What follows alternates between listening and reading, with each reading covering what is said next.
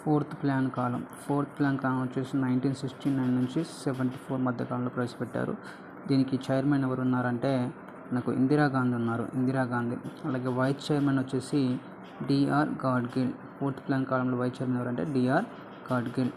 అలాగే ఈ నమూనా వచ్చేసి అశోక్ రుద్ర అలెన్మన్నే నమూనా అంటాము. అలాగే ఇక్కడ జీడిపి వృద్ధి రేటు ఎంత పెట్టుకున్నారంటే 5.7%గా పెట్టుకున్నారు. జీడిపి వృద్ధి రేటు ఎంత పెట్టుకున్నారంటే 5.7%. కానీ సాధించిందేమో మనకు 3.3% సాధించారు.